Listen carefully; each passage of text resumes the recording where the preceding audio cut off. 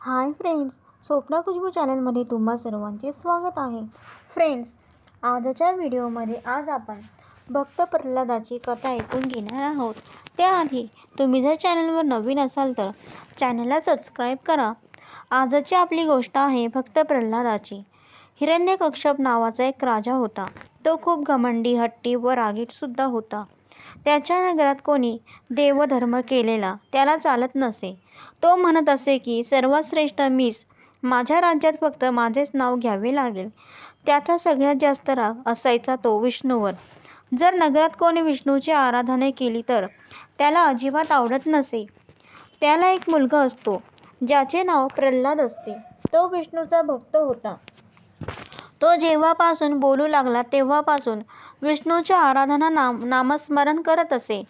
तसा राजा हिरण्यकश्यप चिडत असे.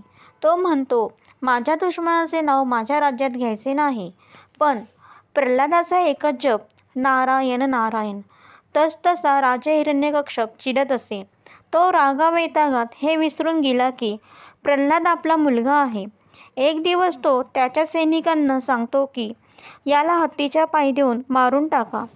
त्याला हत्तीच्या पायी देतात तरी तो मरत नाही. नंतर त्याला एका उंच डोंगरावर नेऊन ढकलून देतात तरी त्याला काही होत नाही. शेवटी हिरण्यकश्यपची बहीण होलिकेला तो म्हणतो, याला तुझ्या मांडीवर घेऊन पेटलेल्या होळीत बैस.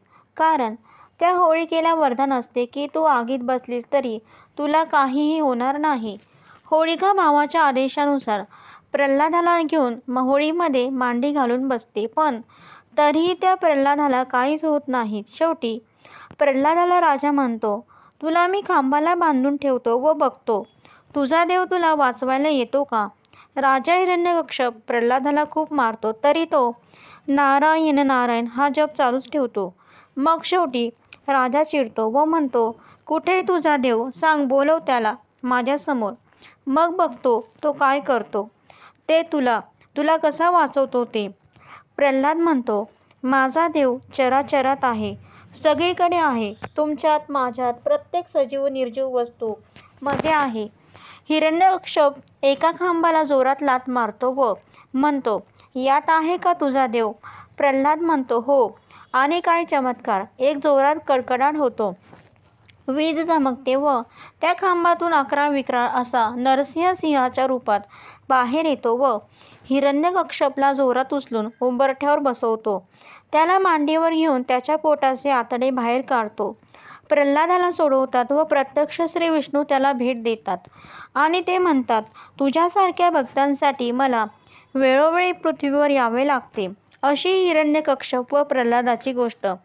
तसे तर हिरण्यकश्यपने अमर राहण्याचे वरदान महादेवाकडून कडक तपश्चर्या करून मागितले होते.